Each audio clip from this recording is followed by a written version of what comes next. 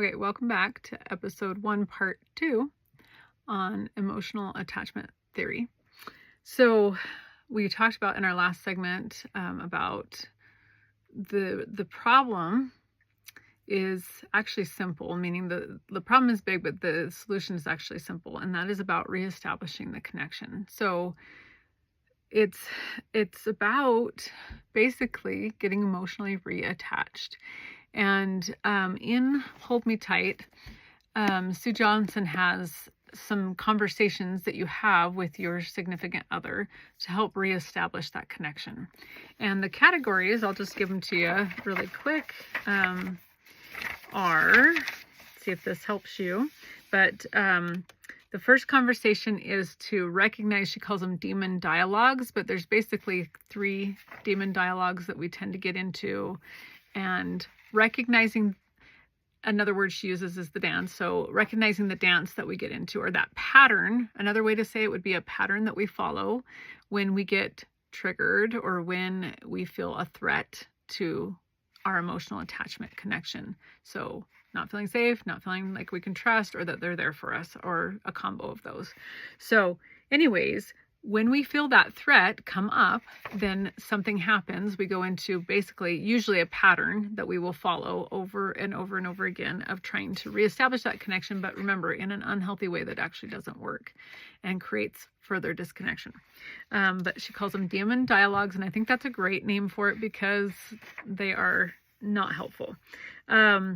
So after that, there's conversation number 2, which is finding the raw spots. This one will go into basically kind of your sensitive areas, raw spots, sensitive areas, but places that are easily triggered for you. Maybe because of your childhood, you had a situation with your parent where a need wasn't met, or you didn't feel safe, or you didn't feel like you could trust them. And so that will create a raw spot if it hasn't been healed or resolved. And your partner, your spouse, could touch that raw spot, or anyone really in your life, a coworker, a friend, a parent, sibling, whatever, somebody touches that raw spot, and it can cause that almost knee-jerk reaction to that, and you go into one of those demon dialogues. And so finding the raw spots is really important. So learning to figure out, it teaches you, but you can go through the book and it will show you like how to identify those raw spots that are yours personally, and then it helps you know what to do with that. Revisiting rocky moments. I think part of that is to, one of the things that was really helpful for me, because I think one of the reasons why people are really scared of therapy is they feel like you're just going to dig up a bunch of old stuff and it's not going to do any good, and it's going to cause more pain than good. And one of the things I really love about, she actually created, I'm assuming it's her creation, but EFT, which is emotionally focused therapy, is her therapy. And there are therapists who are trained in EFT and they know how to do this with you. I highly recommend that if you try to do this therapy, that you start with a therapist to help you see what you're not seeing and how to implement this therapy, because it just is a little tricky to do on your own when you don't know what you're doing. So but once you get the hang of it, you actually can do it. And so on your own without therapy. And so I really love that personally. So anyways, you're trying to figure out what your little patterns are. That's what they're really looking for. So it's not about bringing up past trauma. It's not about bringing up the stories so you can just prove that you're the one that was fine and the other person's the problem. And it's not about dredging up the past for the sake of dredging up the past.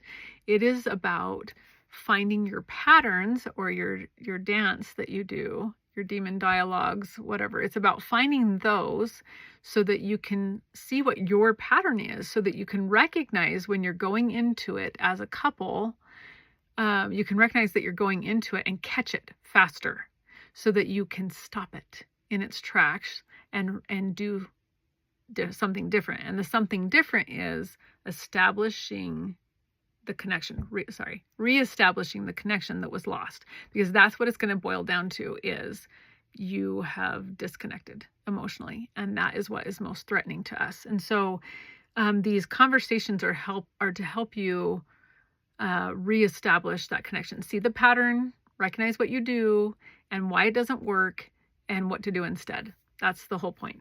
So the other conversations are hold me tight, engaging and connecting. That's 4.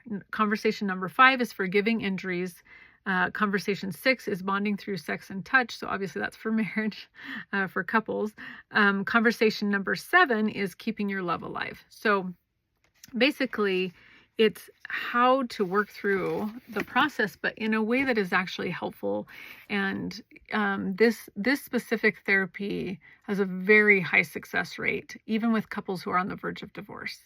And as someone who has recently been in that place, and it is saving my marriage, I am very grateful.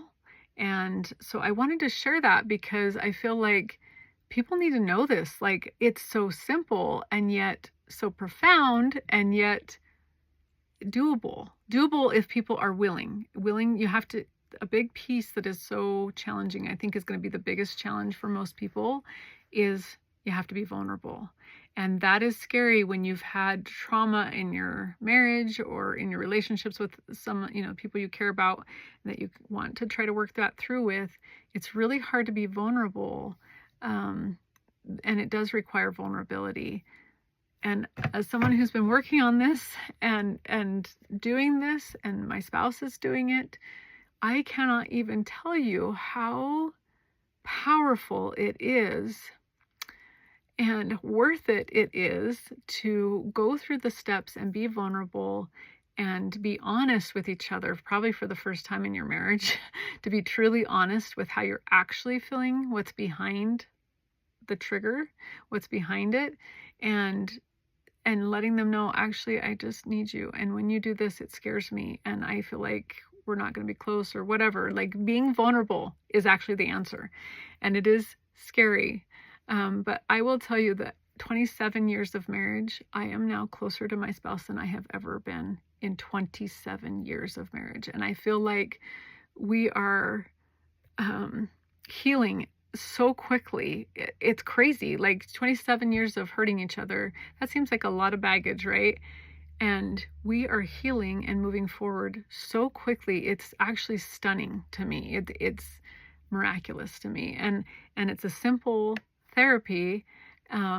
So that's why I got to tell it. Like, that's why I got to confess it and share it with other people, because people need to know about this. And their success rate, I think they said, is 85% for couples who are on the verge of divorce. That's amazing to me. And so I highly recommend this therapy. It is a little tricky to understand. I will admit that, like, sometimes people's way of communicating is a little harder to understand, because it's kind of like,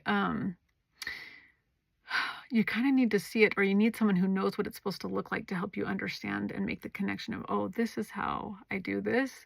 That's why I recommend a trained therapist in it when you first start, till you get the pattern and understand how it works. And especially where we're not used to being vulnerable, like, that's really hard. And our therapist was amazing. So I just highly recommend it, and I feel like it is a big thing.